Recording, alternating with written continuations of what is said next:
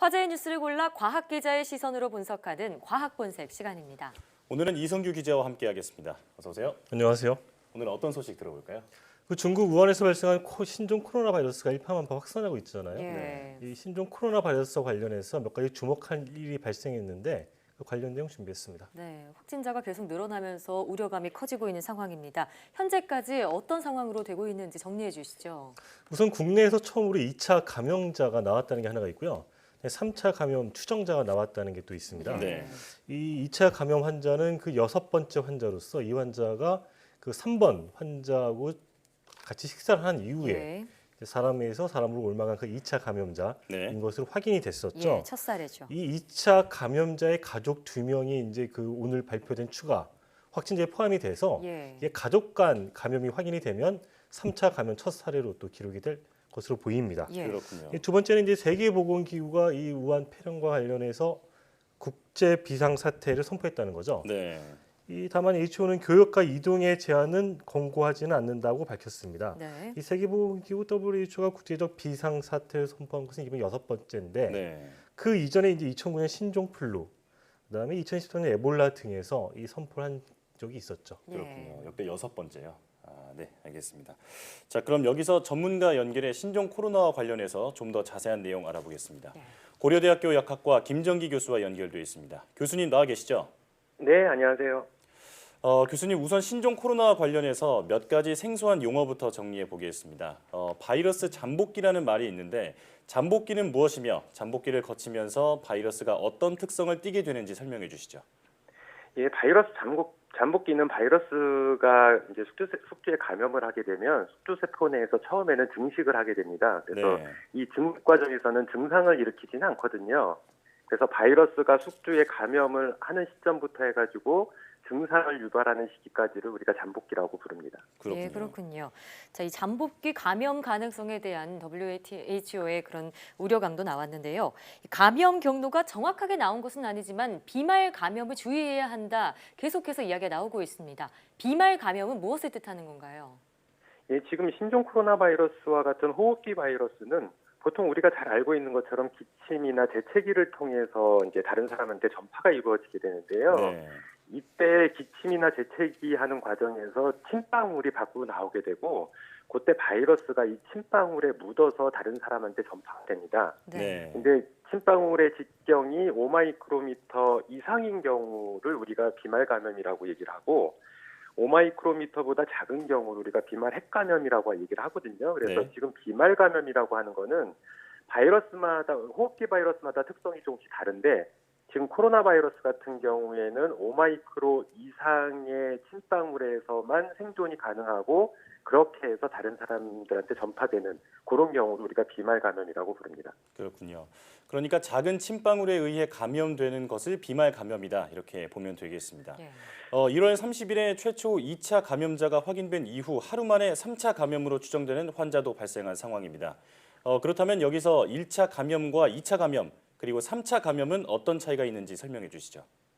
보통 통상적으로 감염병에 있어서 1차 감염이라고 하는 용어는 오염원과의 직접적인 접촉을 통해서 감염된 경우를 1차 감염이라고 얘기를 하거든요. 네. 근데 지금 신종 코로나나 과거 메르스, 사스 이런 경우에 우리가 통상적으로 1차 감염이라고 보는 거는 그 해당 감염병이 유행하고 있는 오염 지역에서 질병을 얻은 사람, 감염이 된 사람을 1차 감염자로 보고 있고요. 네. 그 사람이 다른 사람들하고의 밀접 접촉이나 일상 접촉을 통해서 전파를 일으켰을 때를 2차 감염이라고 얘기를 하고요. 예. 다시 2차 감염자와의 접촉을 통해서 새로운 감염자가 나타나면 우리가 3차 감염이라고 부릅니다. 네, 이제 6번 환자 가족 2명이 3차 감염 추정이 되고 있는 상황이죠.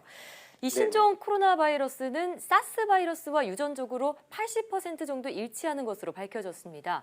자, 그럼 이 신종 코로나 바이러스를 신종 사스 바이러스라고 부를 수도 있을까요? 제가 보기에는 지금 중국 당국이나 아니면 우리나라 보건당국에서 발표하는 것처럼 이 신종 코로나 바이러스의 유전자 염기서열이 사스하고 한 80에서 90% 유사하다고 밝히고 있는데요. 예. 통상적으로 이 정도의 유사성을 가지고는 좀 이건 상당히 좀 차이가 있다라고 보는 게 일반적인 견해입니다. 예. 그러다 보니까 물론 이제 유전자 염기서열 분석을 통해서 이 신종 코로나가 사스나 메르스와 같이 베타 코로나 바이러스 속에 속하기는 하지만 이 정도의 유사성을 가지고선 사스의 변종으로 보기에는 다소 어려울 것 같고요. 네. 실제로 이제 야생동물에서 많은 코로나 바이러스가 존재를 하는데 이 중에서 사람에게 감염을 할 수 있는 어떤 능력을 가진 애가 새롭게 출현을 하면서 발생한 새로운 타입의 코로나 바이러스로 보는 게 더 맞지 않을까 저는 개인적으로 생각하고 있습니다. 예. 그렇군요. 그러니까 이번 바이러스는 말 그대로 신종이다 이렇게 보면 되겠습니다. 예. 2003년 사스도 그렇고 이번 신종 코로나 바이러스도 그렇고 진원지가 모두 중국이잖아요. 중국에서 이렇게 신종 바이러스가 계속해서 출몰하는 이유 뭐라고 볼 수 있을까요? 실제로 신변종 바이러스가 출현하는 요인은 여러 가지가 있습니다. 그 중에서 이제 가장 대표적인 요인 중에 하나가 사람한테는 없었던 그리고 야생동물에만 있는 그런 바이러스가 이제 사람한테 전염되는 케이스인데요. 대부분 이런 야생동물과의 지속적인 접촉이 이러한 야생동물로부터 사람으로의 새로운 전파가 이루어지게 됩니다. 네. 실제로 중국에서는 박쥐와 같은 특이한 야생동물을 속생하는 풍습이 있고요. 이런 특이한 음식 문화가 이번에 이제 신종 코로나처럼 새로운 신변종 바이러스가 출현하는 요인이 아닐까 생각을 합니다. 네. 그러니까 실제로 아프리카에서 에볼라 바이러스가 출현한 것도 유사한 이유라고 생각을 합니다. 그렇군요. 예. 자, 이 확진자가 현재 4명 더 늘어나면서 앞으로 이 신종 코로나 바이러스 대유행이 되지 않을까 우려감이 큰 상황입니다. 혹시 앞으로 어떻게 될 것이라고 전망하시는지 듣고 싶은데요. 지금 언론에서 보고된 바와 같이 이미 짧은 시간 내에 과거 사스 확진자 수를 넘어섰고요. 그리고 계속해서 하루가 다르게 확진자 수가 급격하게 늘어나고 있습니다. 예. 네. 그래서 실제로 과학적으로 보면 현재 WHO에서 얘기를 하기를 신종 코로나의 재생산 지수, 즉 한 사람이 감염됐을 때 다른 사람들한테 얼마만큼 전파를 시키느냐, 이걸 재생산 지수라고 하는데 사스와 유사하거나 다소 낮은 걸로 현재 분석이 되고 있거든요. 네.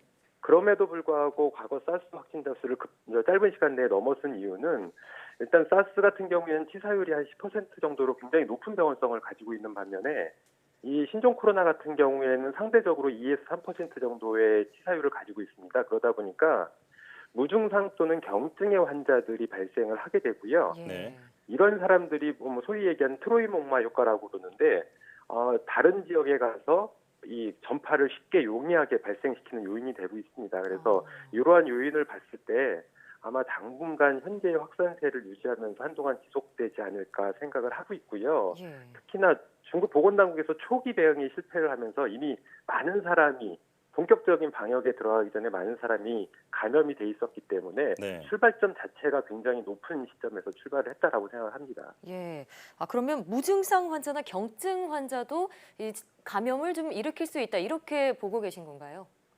무증상 환자가 감염을 일으키는 그런 케이스는 상대적으로 증상을 일으키는 유증상 환자보다는 적기는 합니다. 그런데 예. 가능성은 있고요. 가능성이 특히나 있다고요. 예. 경증 환자 같은 경우에는 현재가 겨울철이기 때문에 일반적인 감기나 독감하고 이 구분하기가 굉장히 어렵습니다. 그러다 보니까 이러한 사람들이 다른 사람들과 접촉을 했을 때 쉽게 용이하게 전파를 시키는 그런 특성을 가지고 있습니다. 예, 이 전파력은 높은 만큼 아무래도 마스크 착용을 비롯해서 또 손 씻기, 개인 면역 관리에 만전을 기울여야겠습니다. 자, 고려대학교 약학과 김종기 교수와 함께 신종 코로나 바이러스에 대해 알아봤습니다. 교수님 전화 연결 고맙습니다. 네, 감사합니다.